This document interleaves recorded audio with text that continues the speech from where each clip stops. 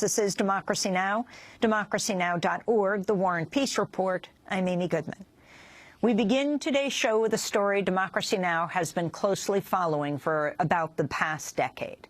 A new independent review has revealed extensive details on how members of the American Psychological Association, the world's largest association of psychologists, were complicit in torture and lied and cover up their close collaboration with officials at the Pentagon and CIA to weaken the association's ethical guidelines and allow psychologists to participate in the government's so-called enhanced interrogation programs after 9/11. The 542-page report was commissioned by the association's board of directors last year based on an independent review by a former assistant U.S. attorney, David Hoffman. It undermines the APA's repeated denials that some of its more than 130,000 members were complicit in torture. The report's findings were first revealed Friday in the New York Times and conclude the association's, quote, principal motive in doing so was to align APA and curry favor with DOD. That's the Department of Defense. Among the leading officials it implicates are the director of the APA Ethics Office, Stephen Benke. After the APA received the Hoffman report, Benke reportedly departed his position last Wednesday. It's unclear whether he was fired or resigned. He has now hired former Clinton FBI Director Louis Freeh to defend him. We invited a representative from the American Psychological Association to join us, but they declined. Meanwhile, The Guardian reports the new details could provide grounds to file ethics charges against members of the APA. Recommendations for reform are expected to be made ahead of the APA's annual convention in Toronto next month. For more, we're joined by two guests. In Boston, Dr. Stephen Soltz is with us, a professor at the Boston Graduate School of Psychoanalysis and co-founder of the Coalition for an Ethical Psychology. Earlier this month, he was invited to address the APA's board of directors with Stephen Reisner on the organization's response to the anticipated Hoffman report. And from Irvine, California, we're joined by whistleblower Dr. Jean Maria Arrigo. She's a social psychologist, an oral historian, and a member of the Coalition for an Ethical Psychology. She participated in the 2005 APA task force that condoned psychologists' involvement in enhanced interrogations and later blew the whistle. She has since established the APA Pens Debate Collection at University of Colorado Boulder Archives. We welcome you both back to Democracy Now! Let's begin with Dr. Stephen Soltz in Boston. Can you explain the scope of the Hoffman report and what he found? Well, as you know, Amy, and those who've watched the show for years, since at least 2005, there's been a major debate in the association and the profession about the role of psychologists in national security interrogations and torture. The association has denied it, as you said. So the report says that the association was wrong. The so-called dissidents, the critics, were right. So the main findings are that there was a years-long conspiracy to collude between the leadership of the association and representatives of the Bush administration intelligence agencies, the Defense Department and CIA.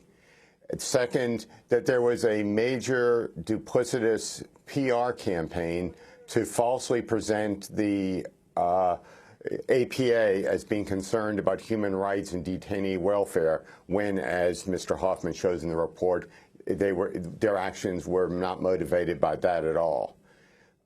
Thirdly, they, while claiming that they would investigate all claims of abuse, in fact, they dismissed without any reasonable investigation claims of abuse that were filed with their ethics office.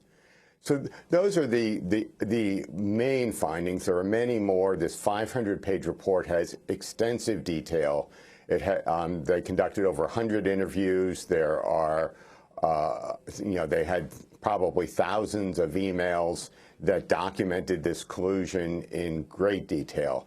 And one of the things we find is that virtually every word in APA policy was approved by Defense Department officials before it was submitted to the membership or the Council of Representatives. It was all, as Mr. Hoffman calls it, pre-vetted.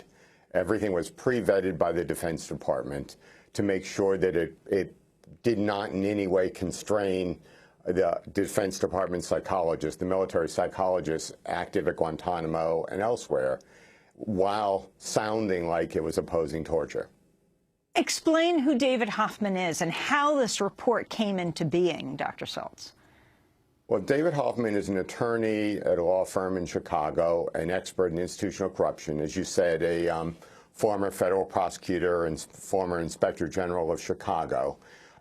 So last October, James Risen of the New York Times published a book in which one of his chapters reported emails between Scott Garware, a deceased CIA contractor, and APA officials, CIA officials, and White House and Defense Department officials that demonstrated collusion between the groups.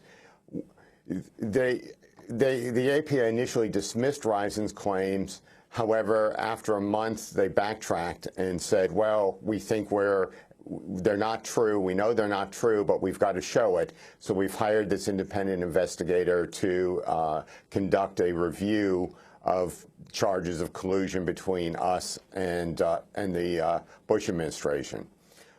So Hoffman and his team of 6 have been active for the last 7 months. I know I and my colleagues decided to help him. We had a number of phone meetings and gave him all the documents we had and encouraged others to do so. We were hopeful that he was the real deal, and it turns out that he was. I want to read from part of the press release issued by the APA in response to the report. They said, quote, the organization's intent was not to enable abusive interrogation techniques or contribute to violations of human rights, but that may have been the result. The actions, policies, and lack of independence from government influence described in the Hoffman report represented a failure to live up to our core values. We profoundly regret and apologize for the behavior and the consequences that ensued. Is that enough? Stephen Saltz. No. Especially that there are 2 things wrong with the APA statement. That first sentence, while it is true that as the report shows, it wasn't exactly about torture. The APA didn't care about what was happening to the detainees. What it was about was making the Defense Department happy so that they would help psychology as a profession.